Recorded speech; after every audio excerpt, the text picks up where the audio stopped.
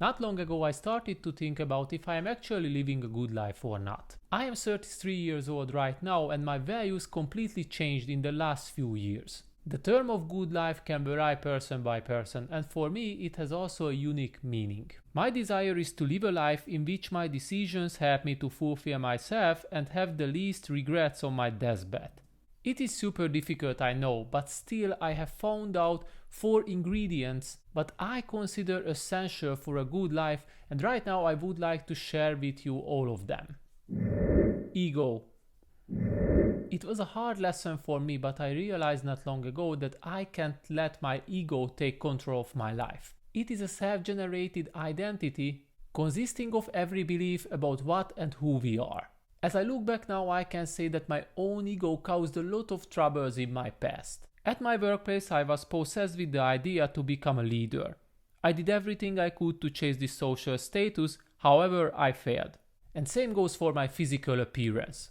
It's a good start to do exercises for your own health, but when my ego took control, it was all about to look better and lift as much weight as I can.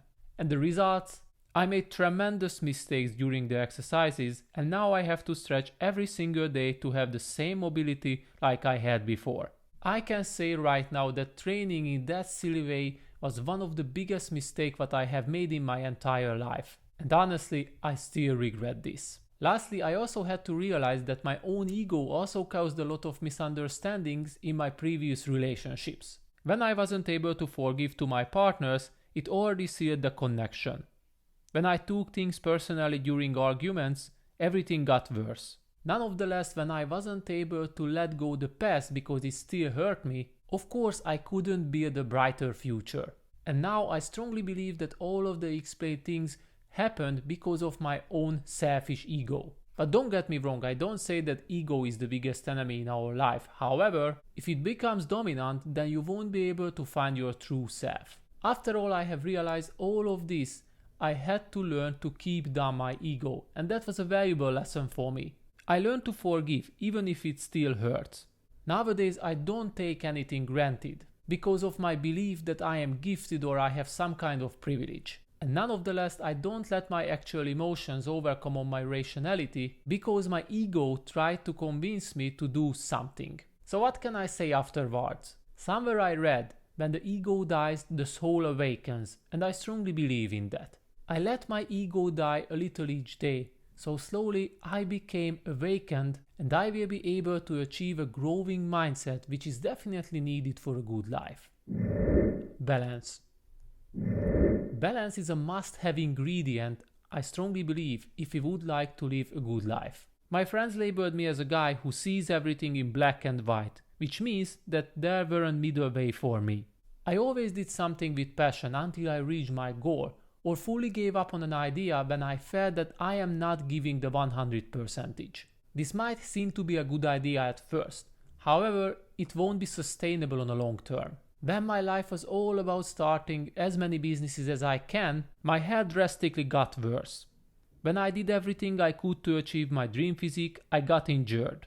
When I fully started to focus on finding a new relationship, I wasn't able to give my best at my workplace. So afterwards I can say that not finding a healthy balance always comes with a price. And even if I was able to achieve the desired goal, still in the end I always had to evaluate if it's worth it or not. Similar to ego, if I am not able to bring balance into my life, then I will become possessed with something which later might cause further problems. I had to change my mindset completely to understand that I can achieve all kinds of goals in a different way, even if my life is not totally about them. Maybe it will take more time to succeed with my business, but at least I will enjoy the journey itself to the point without stress and anxiety. Maybe I won't be as strong and good looking as I imagined, but now I know it is more worth it to remain injury-free and keep my mobility.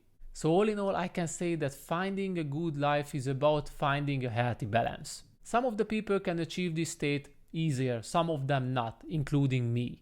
But I think all of us must find that point when we actually feeling ourselves happy and fulfilled. It takes a lot of time sometimes, but it's definitely something that is reasonable to work for. Freedom. Freedom is not only about money, but in today's society it plays the most important part of it. And even though we call ourselves free, we are still the slaves of our modern society. Maybe we are not slaves physically, but most of us remain the slave of money. Honestly, I did a lot of things at my previous job, but I haven't enjoyed it all. But I told myself, all of these actions will help me to get a raise or a promotion. And if you do the same as I did for too long, then don't be surprised if you are feeling that you are not living a good life. Money can buy happiness, but mostly it can buy comfort, which is of course enjoyable at a certain point. And it only becomes a problem if everything is about it. And referring back to the balance, this is also something that I have learned. I can be obsessed with money. However, I would like to do everything I can to have a financially secure life for my family and finally achieve financial freedom. At this point, nobody can tell me to do certain things for money which I don't enjoy at all.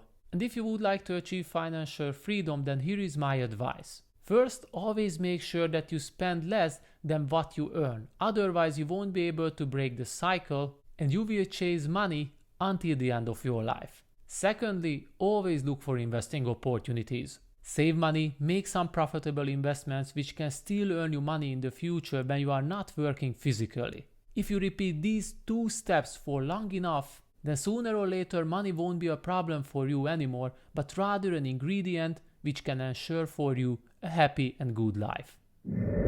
Relationships. My last ingredient what I can recommend for a happy and good life is loving and caring relationships. I remember when I was younger, I loved to hang out with people who had shiny social statuses even though they were not good people at all. I never ever want to make the same mistake again. And that's why I only focus to hang out with people who I love. I already know that I have limited time, so I don't want to waste any of it on superficial relationships which are about achieving my ego-driven goals. Science already proved that happiness is highly dependent on our relationships. So if we want to live a happy and good life, then we have to take care of them. That's why I always find time to be with my mother and do everything I can for her. Even if we are busy, we pay attention to organize a hangout with our true friends. Lastly, for a happy life, it's not enough to have a good relationship with my friends and family members. I also can't forget myself in the process. Setting goals, developing a growing mindset, and also challenging myself every single day and see what I am capable of are something which are needed for my personal fulfillment and also live a happy and good life. Did you like this video? If the answer is yes, then don't hesitate to subscribe to my channel, like this video, and see you very soon.